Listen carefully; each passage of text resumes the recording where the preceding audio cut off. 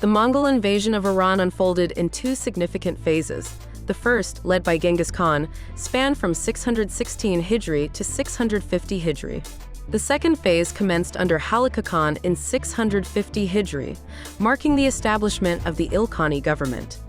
This invasion brought widespread destruction and chaos, but the Mongol rulers understood that brute force alone would not secure their power. They needed the acceptance of the people. To achieve this, the Ilkhans focused on creating a strong, centralized government. They sought alliances with influential families and local scholars who possessed governance knowledge, hoping to gain their support for Mongol rule. In this video, we explore how power dynamics are represented in Ilkhani art, particularly through chronicle paintings. We will address two key questions. What actions did the Ilkhani rulers take to gain legitimacy? And how was their power depicted in these artworks? Recognizing Iran's rich cultural heritage, the Ilkhans integrated local traditions into their governance. They utilized chronicles, both written and illustrated, to justify their authority, merging their rule with the religion and culture of the conquered people. One of the most significant literary works from this era was Jami al-Tawarikh, authored by Rashid al-Din Hamadani. Commissioned by Genghis Khan and al-Jaytu in 710 Hijri, this monumental text chronicles the lives of the Mongols and their reign. Rashid al-Din, an influential minister, played a vital role in implementing economic and social reforms during Genghis Khan's rule. To promote culture and scholarship, he established Ruba Rashidi near Tabriz, a hub for scholars and artists to create an illustrated history of various nations, including the Mongols. The Mongols realized that ruling solely through force was unsustainable. They needed to leverage history and art to gain legitimacy and win the loyalty of the people. Genghis Khan aimed to forge a lasting legacy that connected his Mongol lineage with the Iranian populace. By embracing religion and art, he sought to bridge cultural divides. His reign marked a revival for Iran, allowing Shiites to express their beliefs freely and celebrate their traditions. As Genghis Khan navigated the complexities of Islamic civilization, he faced challenges in moving away from traditional Mongol practices. Rather than relying on looting for revenue, he imposed heavy taxes, necessitating trust and support from his subjects to maintain his rule. Genghis Khan passed away on May 17, 1304, before Rashid al-Din could complete his historical account. However, his successor al-Jaytu instructed Rashid to finish the work in Ghazan's honor. Rulers like Genghis Khan aimed to demonstrate strength through historical narratives that highlighted their legitimacy and cultural connections. In the context of Islamic civilization, Ghazan faced new challenges as he distanced himself from traditional Mongol practices. Unlike his predecessors, who relied on plunder for revenue, Ghazan imposed heavy taxes, necessitating the support of his subjects to maintain his rule. To foster unity among diverse religious groups in Iran, Ghazan permitted freedom of worship. Although he favored Shia Islam, he also welcomed Sunnis, Christians, and Jews, ensuring no single faith dominated. Ghazan also invited artists from various backgrounds to illustrate Jami al-Tawarikh, promoting religious tolerance and intertwining Mongol history with multiple faiths. This marked a significant cultural shift. For the first time in Islamic art, images of prophets appeared in the manuscript. In a remarkable moment in history, Genghis Khan embraced Islam on the day of his coronation, a decision he recorded meticulously. Illustrations from this grand history book depict him exiting a mosque, flanked by clerics, and reciting the Quran. For Ghazan, balancing physical strength with spiritual authority was essential for earning respect. Through astute political maneuvering, Ghazan tapped into existing beliefs and cultural practices to present himself as a legitimate ruler. The Mongol legacy is steeped in tales of military might and artistic expression.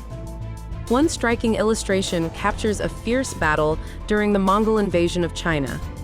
It showcases the bravery of a Mongol commander. This commander may be Genghis Khan himself.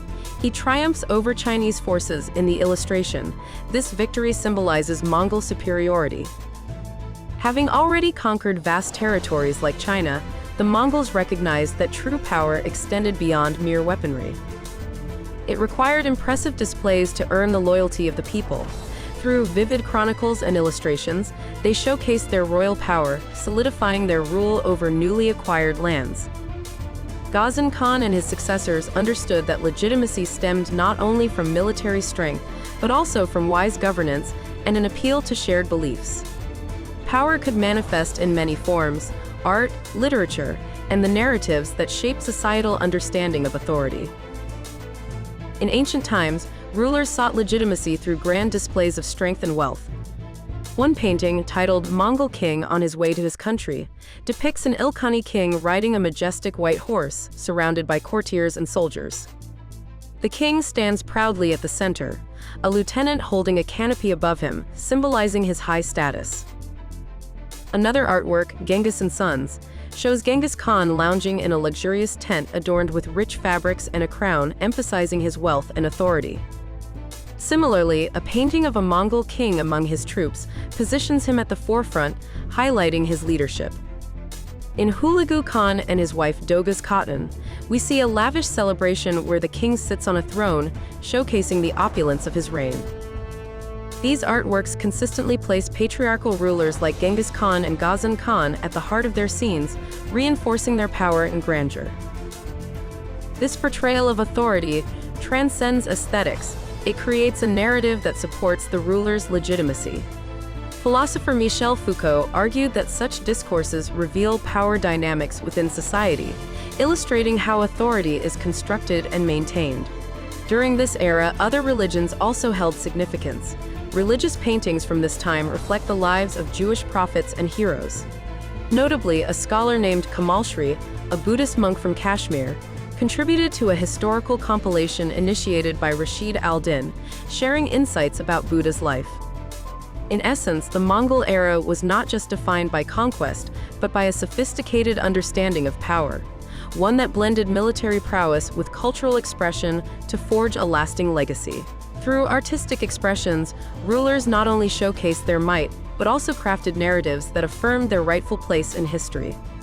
Before the Ilkhanate rulers arrived in Iran, the nation was engulfed in intense religious conflict. In Isfahan, the Seljuk capital, various religious groups often destroyed each other's places of worship, leading to chaos and unrest. This turmoil weakened the country politically and economically, disrupting daily life and endangering its citizens.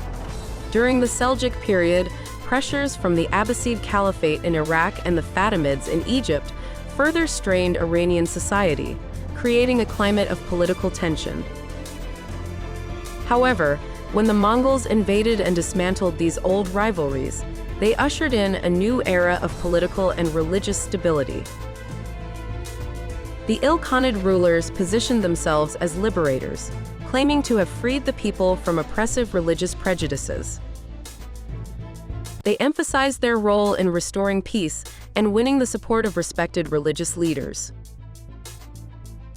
Some even adopted the title Sheikh, like Sheikh Abu Ishaq, to connect more deeply with the populace.